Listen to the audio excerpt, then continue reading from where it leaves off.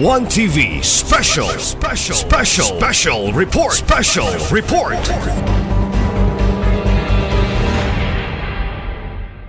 Okay, mayong buntag sa katawang Usamis sa tanang karon.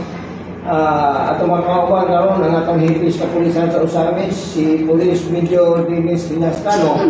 Labot kini sa assessment sa natabong election, barangay election kagahapon daw. Kung ingon naman sa mga accomplishment, kalabot kaning likuban o kaning doon na may butbayan, sir. Good morning, imong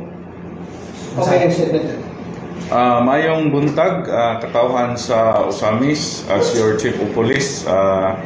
Akong i-report kaninyo ang atong i-provide nga security coverage during the conduct of the BSKE elections. Sa ato ang pagkandak sa security and in coordination sa COMELEC, ang tanang polling centers nakastart yun sa pagsugod sa pagbutar sa target na to nga oras nga alas 7. Walay delayed, walay na tala nga mga problema or naabay mga missing ballots. So tungod ana nakastart dayon ta sa pagbutar. And naka-end pod ang ato ang pagbutar alas 3, na uban alas 3 kapin kay gikiter tong naagyod sa premises sa polling centers. And naka-start pod sa pag-counting sa ballots mga alas 3 pod kapin upon termination sa kanang voting. So we can conclude that the peace and order during the conduct of BSKE 2023 is generally peaceful and normal. So kani dili ni siya mahimo sa Usamis, kung sa Usamis City Police Station kung kami lang, kung dili kaabag nato ang ato ang counterparts from the Philippine Army, from the Philippine Coast Guard, PNP Maritime, from the Bureau of Fire Protection, the 2nd Provincial Mobile Force Company under Lieutenant Colonel Revillas, our City Health Officer, ato ang nagkuan, ato ang na-provide po support para sa mga botante from the City Health personnel, CDRRMO. Ato ang CDRRMO, naapod sila.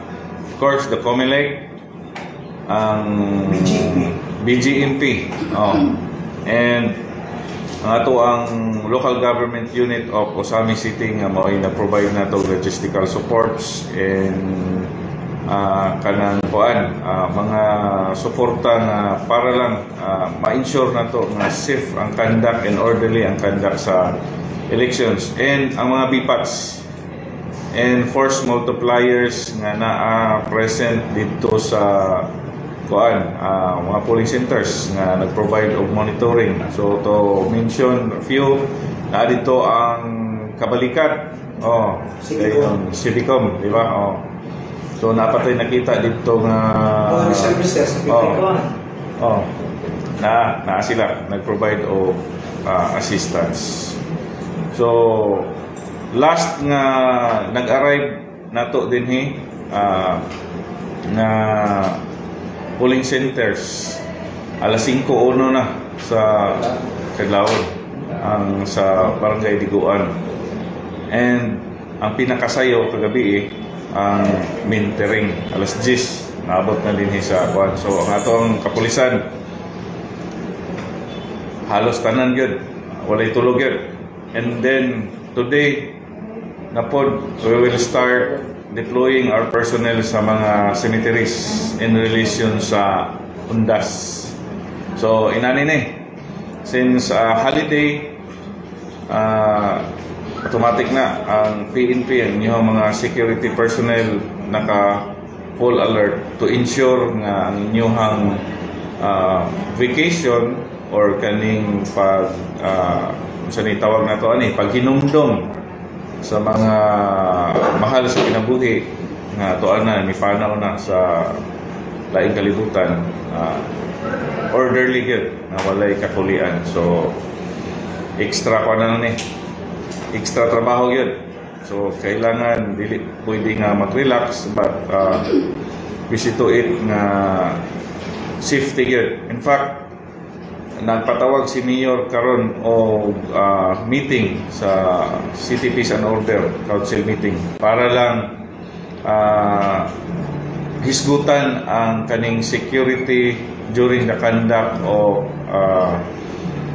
kaning undas karong November 1 ito. Sir, diri na sa concert. Election.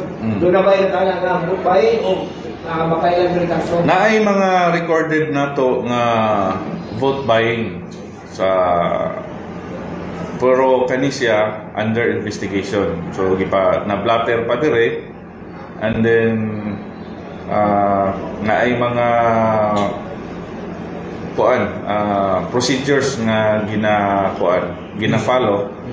So muna na yung mga taking of affidavits, most likely regular filing ang mabuhat nga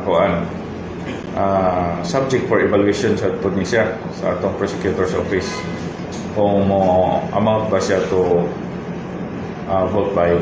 But na-recorded sa ato sa tulo ka barangay. Pwede na lang ako i-mention para surprise. Sir, kasi mo bayan rin ang tumilik o pwede at the instance sa ilahang private lawyer or pwede po din sa PNP. But atong nakita nga naay lawyer nga nagbuhat sa mga complaint. But pag-implement na ito sa liquor ban, hindi na kayo So, namatay figures. Sa liquor ban na to, nag-implement na to atong 29 and 30. So sa 30 na gid, election day na gid, naagi ning sulay. O wag gid nakalikay no, nga ning inom gyud. So tulo ka personalities ni ang naaresto diha sa Barangay Gango. Barangay Gango. Barangay Gango. Barangay Mulikay. Mulikay. Barangay Mulikay. Barangay Mulikay. 3 personalities ini na-arrest ani. Kuan ni sila. Sila nag-inom, nagtago-tago lagi. Dayon narespondihan sa atong pulis kay sa ilang pagtago-tago, naglalis-lalis man po sila dito tulo. Dayon giingnan pa atong pulis nga bata pa ka. So moto karon bata man. Pero namalhog yun ka sa prisuhan. So nakaroon. Aside sa liquor ban na iyahang atubang nga kaso, pailan po namo siya of disobedience to persons in authority. So duha ka kaso iyang atubang. So naapoy isog dito sa sa dili ni sa karangan dito sa Balintawak. Nagdala og sanggot. Under the influence of liquor, pero wala na to ni siya naabtan nag-inom yun. Katong kuan kabayo ang kuan na to giinom. Nasipaan sa kabayo katong tulok. Reverse. Kani baho mang kuan. Murag tuba ni. Tungog. Baho. So sanggot ang kuan na ni. Gidala. May na lang kay napasipay gyud sa atong kapulisan kay lisod duolon kay yahamang kuanon, yamang tikbason ato ang pulis. Dili pod. Nagkuhan lang gid siya. Nagmaoy lang gid siya kay mingaw man para mabibo ba. So mora to, minor kay nga mga incidents ang recorded. Wala dili ta kaingon nga in relation gyud sa kanang to intimidate kanang pagbutar sa mga wala. So minor lang gid siya. Kung sa nahitabo sa San Antonio kagabi, sir, medyo nagka-commotion ka man. Ang nahitabo sa San Antonio lang is dito naman gud siya pag-counting. Oh, of course, ang inyong kapulisan, maximum tolerance gid na. So, although na nakasulod dito sa premises during counting, but kita magud nga police is maghulat gid ta og written request from the chairman dito sa kanang teacher na nag-conduct sa election. So, wala man tay wala man tay nakita nga kanang moingon gyud ta nga mo resort ta og arrest but maximum tolerance. Pero naami mga records sa mga tao nga gibadlong sa atong kapulisan nga nagmagahi. We will conduct further investigation. Naamay mga surveillance photos ang ato ang mga intelligence operatives dito sa area. Isa ning mga kung mo-amount ba to disobedience to persons in authority. Kay kung ini-refer na mo sa among legal officer kung mo pwede man siya filean o kaso kaning mga personahe nga gibadlong na sa atong kapulisan but nagmagahi gihapon. And then we will file a case, regular filing. So, gusto mo tayo itong pamilya itong tulungan lakpan sa record button sir ba? Pilay bail ba? Wala ko nasayod sa pilay piyansa, pero available gini siya. Sir, gawas ani Dr. ani ato election sa ulo kagahapon sa election. Kumusta ang kaning pag-responde bitaw nato sa 51 ka barangay, labi na sa sentro o sa Interland. Kumusta? Pan ba? Smooth ba ang pag-responde po sa ato ang kapulisan? Kung doon ay tama? Actually, challenging to siya nga kuha na to. Kay ang ato ang patrol na reduce na lang yun upat ka quick reaction team. Kay i-prioritize na to ang deployment sa polling centers. At least 2 personnel sa mga polling centers. However, sa atong gihibuhat nga sectoring sa mga kuan, although dili gyud maantuan dayon tanan, but of course na-address man nato ang tanang tawag. Although nailangan gamay pero na-address na nato. So far wala may problema. Nakita ko sa dulo tayo petition diri sa Philippine Army. Asan ka ginikoy sa Bukid? Ang ato ang Philippine Army naka-deploy sila sa strategic areas. So priority nila ang Bukid. Mo to nga sila mo ay nagkuan nito, nag-staging sa kabukiran. Dahil kumusta pa po ang ilahang area of responsibility, particular yun sa ato ang Interland, sa Bukid-Bukid. Wala pa po reported nga medyo naghatag o kagubot, kanang kanlok o kanang pagpangulga dito sa panahon. So far wala man po.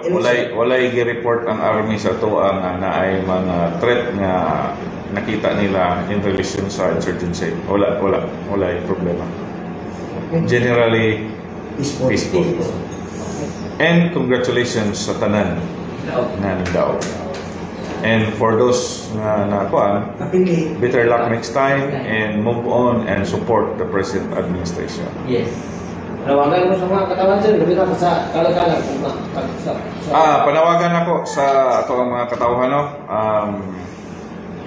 sa ato ang undas ugma pohon. Actually, nami mga pulis nga naakaroon mag-report sa sementeryo, mag-coordinate sa mga barangay captain na to. And then,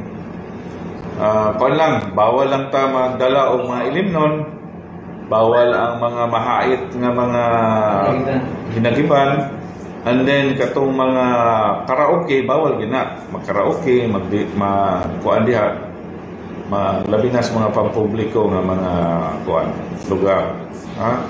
So bawal.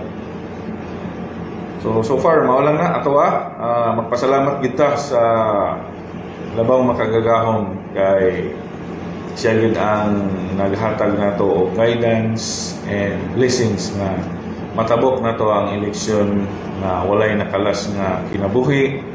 And then, kaingon ta, we can conclude na the conduct of BSKE 2023 is generally peaceful. That's all. Maayong butang. One TV special report.